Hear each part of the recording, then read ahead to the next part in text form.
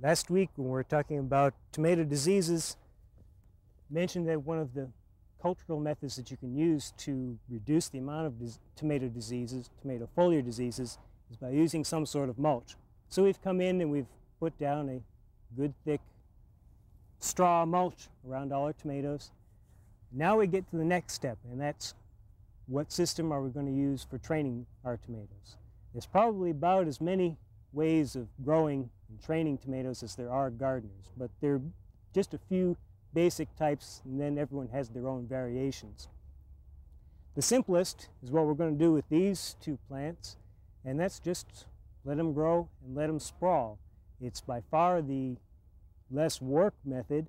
It has several disadvantages, especially as it grows and the fruit are directly on the ground. You can get quite a bit of fruit rot.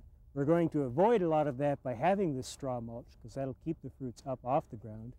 And so even though it is not as good a method, it does grow tomatoes, and you can get several good tomatoes with it. And we'll keep an eye on these as we get on down the season. The next method that's very popular with a lot of gardeners is using some sort of wire cage to hold the tomatoes up, the plants up off of the ground. This particular one has long prongs on the end so that it can be pushed down in the ground. So in addition to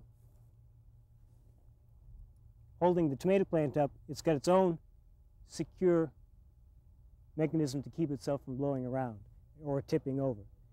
Now as the tomatoes grow, we try and keep all the stems inside and then allow them to kind of sprawl out over the top and out the sides. This keeps the plant and the fruits up off of the ground, keeps the shoots from tipping. You have plenty of foliage in there, so the fruits are protected from sun scald. There's plenty of shade. You don't lose any fruit to being exposed to the sun. These particular cages are a little bit small. They'd be very good for some of the smaller, more dwarf, compact tomatoes. On a lot of tomatoes, this is going to be a little bit too small, but we'll keep an eye on these as we go along too. We have two of those. Back here we have two cages that are probably more the size that's needed for most of the tomato varieties. It's about almost 2 feet across, about 2 feet tall. You can go taller if you need to. The taller you go, the more you're going to need to protect them from toppling over as the tomato fruits get up in there. Again, the benefit of cages, either large or small, is that even though you are providing support, it's minimal effort on your part. You just basically let the plants sprawl and grow up inside the cages. The fruits stay up off the ground and stay very well protected from the sun.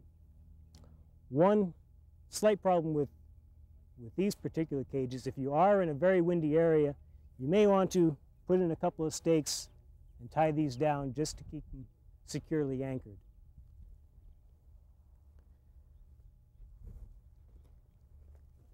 One tried and true method of training tomatoes is just to train them up on a single stake.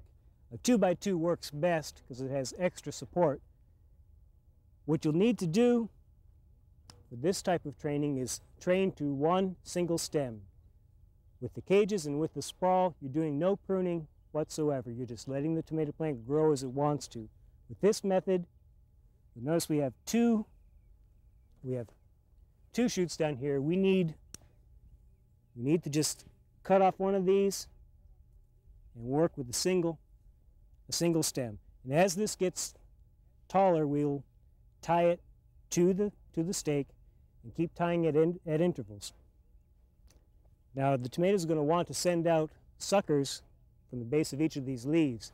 And on this system, you want to remove those suckers. You do not want to let it grow out or you end up with a tangled mass. What you want is a nice column of foliage and fruit. Now don't remove the suckers completely. What you want to do is let it grow a few inches long and then pinch it out so that you leave two of the leaves. This provides more foliage and more protection to the fruits from sun scald. It works much better than removing the suckers entirely.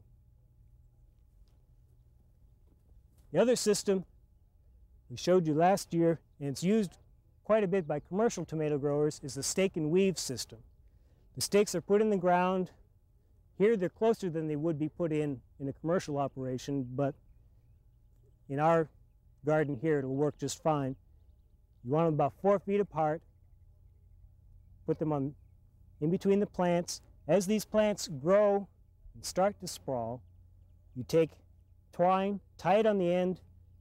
You'll come over underneath the foliage on one side, pick up the foliage, wrap it around the stake, and go on the other side underneath the foliage and pick it up, wrap it around the stake, and then back to the first side, and then all the way down the row till you reach the end.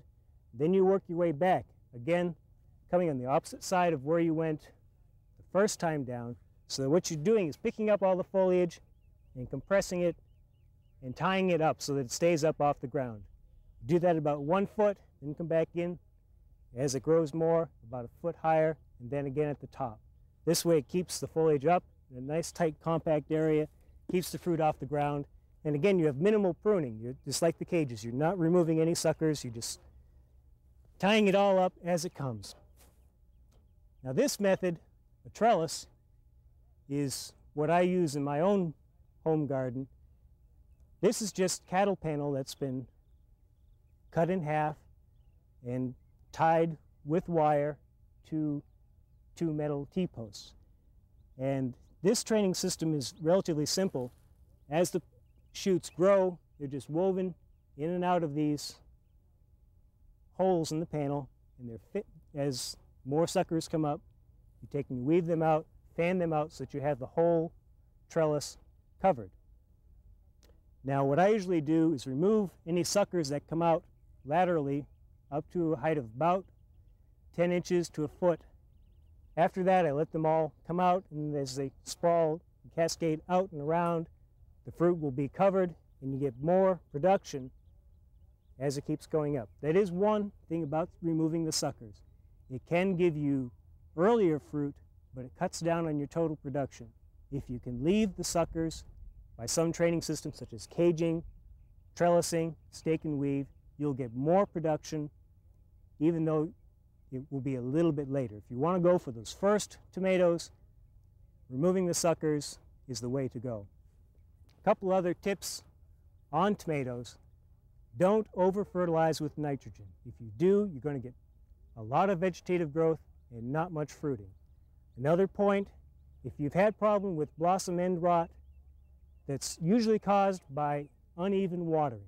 A dry period followed by a wet period followed by a dry period again.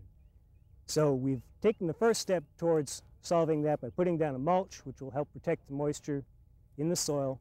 Next step that'll come along later is putting in an irrigation system to keep the soil evenly moist. And by doing that, you can get around blossom rot problems.